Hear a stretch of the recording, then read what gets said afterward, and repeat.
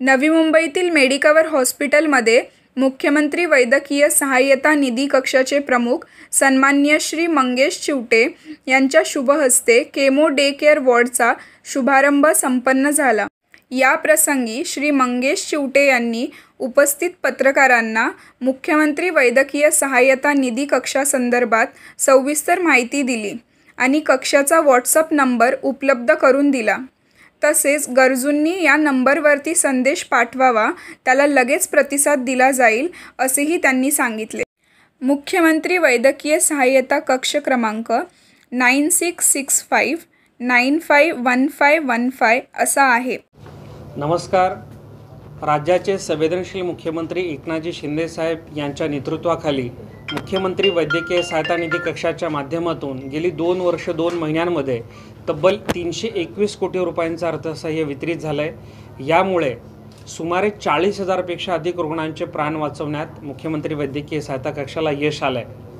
या पत्रकार परिषदेच्या निमित्तानं मी हे विनम्रतापूर्वक सांगू इच्छितो की मुख्यमंत्री वैद्यकीय सहायता निधीमध्ये अर्ज करण्याची, अर्थसहाय्य मिळवण्याची प्रक्रिया ही संपूर्णतः निशुल्क असून या योजनेमध्ये एखादं हॉस्पिटल नव्यानं अंगीकृत करण्याची प्रक्रिया देखील संपूर्णतः निशुल्क आहे। मुख्यमंत्री वैद्यकीय सहायता निधी कक्षामध्ये अर्ज करण्यासाठी आता अगदी मंत्रालयात याची देखील आवश्यकता नाही। यासाठीचा टोल फ्री क्रमांक आपण सुरू केला आहे। हा टोल फ्री क्रमांक आहे 8650 567 567 8650 567 567।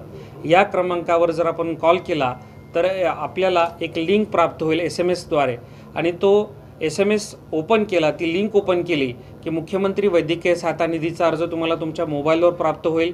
हा अर्ज प्रिंटआउट काढायचा आहे, व्यवस्थित पद्धतीनं 2 वेळेला वाचून भरायचा आहे आणि विहित नमुन्यामध्ये योग्य कागदपत्रांच्या सहित अर्जावर जो ईमेल ID आहे स्मॉल अक्षरामध्ये aao.cmrf-mh@gov.in या ईमेल ID वर हा अर्ज आपल्याला मेल करायचा आहे।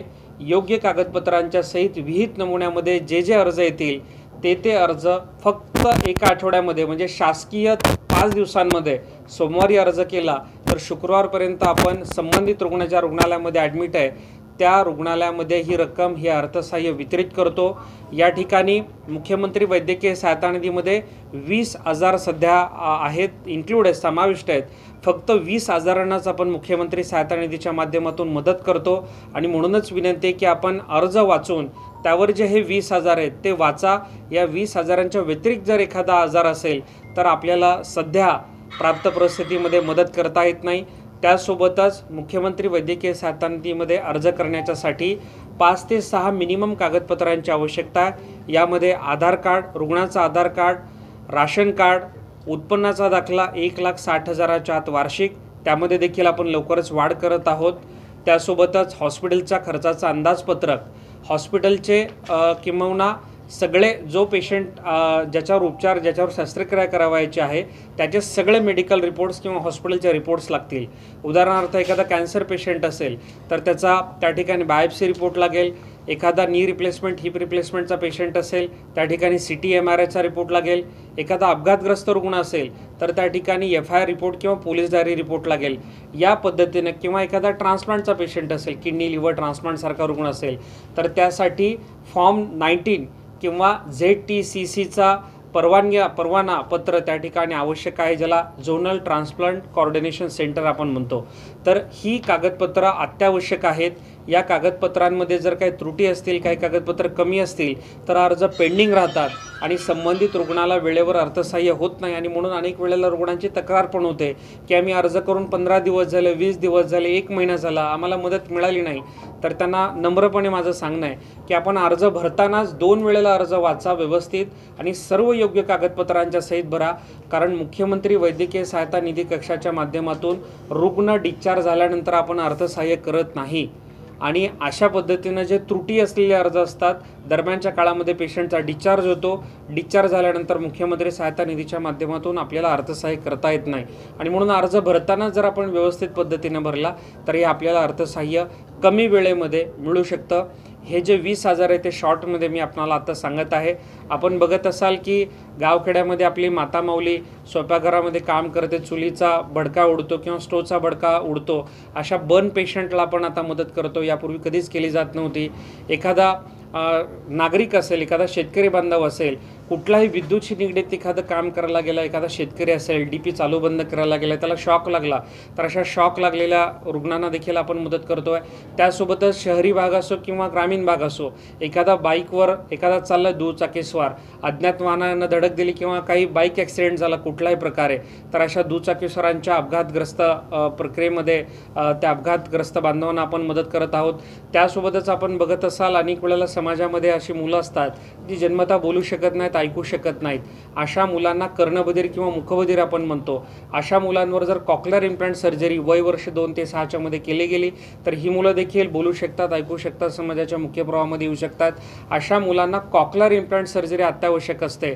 अशा कॉक्लिअर इम्प्लांट सर्जरीसाठी आपण 2 लाख रुपयांचा अर्थसहाय्य करत आहोत. अशी काही मुलं समाजात असतात ज्यांना थॅलिसिमिया मेजर नावाचा आजार आहे. अशांच्यासाठी महिन्याला 2 महिन्याला रक्त चढावं लागतं. अशा लहान वयातील बाल रुग्णांना बोन मॅरो ट्रान्सप्लांट नावाची सर्जरी अत्यावश्यक असते. ही सर्जरी वेळेवर केली नाही तर अशा मुलांचा मृत्यू निश्चित समजला जातो. अशा मुलांच्या बोन मॅरो ट्रान्सप्लांट सर्जरीसाठी आपण 2 लाख रुपयांचा अर्थसहाय्य करत आहोत. मला या ठिकाणी अभिमानानं सांगायचं की गेल्या 2 वर्ष 2 महिन्यामध्ये ज्या 40,000 रुग्णांना मदत झाली आहे त्यापैकी 1,000 हे कॉक्लिअर इम्प्लांटचे रुग्ण आहेत, म्हणजे लहान बच्चू, आणि 1,000 हे बोन मॅरो ट्रान्सप्लांटचे हे लहान बच्चू आहेत. अशा पद्धतीनं 2,000 लहान बच्चूंचा जीव वाचवण्याचं काम या मुख्यमंत्री वैद्यकीय सहायता कक्षातून झालं आहे. त्याचबरोबर अनेक वेळेला आपण बघत असो आपली माता माऊली असते, एखादी भगिनी असते, प्रीमॅच्युअर डिलिव्हरी होते 7व्या महिन्यामध्ये, 7.5व्या महिन्यामध्ये. अशावेळी बाळाचं वजन लहान असतं. त्या नवजात अभ्रकाला 500-600 ग्रॅम असलेल्या त्या नवजात अभ्रकाला त्या ठिकाणी काचेच्या पेटीमध्ये ठेवलं जातं, ज्याला NICU म्हणतात. अशा पद्धतीनं NICUमध्ये दाखल असलेल्या नवजात अभ्रकांना देखील आपण 50,000 रुपये दिली आहे. आणि आम्हाला विश्वास आहे की साधारणतः 1 ऑक्टोबरपासून या योजनेसाठी ज्यांचं वार्षिक उत्पन्न 3,60,000 आहे ते देखील या योजनेसाठी पात्र होतील. तर अशा पद्धतीची योजना, आणि सगळ्यात महत्त्वाचं, मुख्यमंत्री वैद्यकीय सहायता निधी योजना ही पूर्णतः निःशुल्क आहे. यासाठी लाभार्थी रुग्णांनी, रुग्णांच्या नातेवाईकांनी थेट अर्ज करावा. यासाठी कुठलाही खाजगी संस्था, खाजगी व्यक्तीची मदत घेऊ नये. यासाठी कोणाशी आर्थिक देवाणघेवाण करू नये. कोणाला देखील काही पैसे द्यायची गरज नाही, कारण ही प्रक्रिया पूर्णतः निःशुल्क आहे. या ठिकाणी हॉस्पिटल एम्पॅनलमेंट करण्याची देखील प्रक्रिया निःशुल्क आहे. मेडिकल हॉस्पिटल एम्पॅनल केलं, काही पैसे घेतले तुमच्याकडून? महाराष्ट्रामध्ये 600 हॉस्पिटल एम्पॅनल केले, आणि मी छाती ठोकपणे सांगू शकतो की हे सगळे हॉस्पिटल पूर्णतः निःशुल्कपणे मुख्यमंत्री वैद्यकीय सहायता निधीमध्ये अंगीकृत करण्यात आलेत.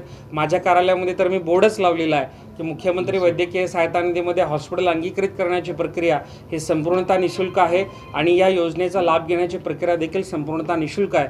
तर रुग्णांनी, त्यांच्या नातेवाईकांनी थेट अर्ज करावा आणि थेट लाभ मिळवावा. याच्यासाठी आता मंत्रालयात यायची देखील गरज नाही, अगदी मला भेटायची देखील गरज नाही.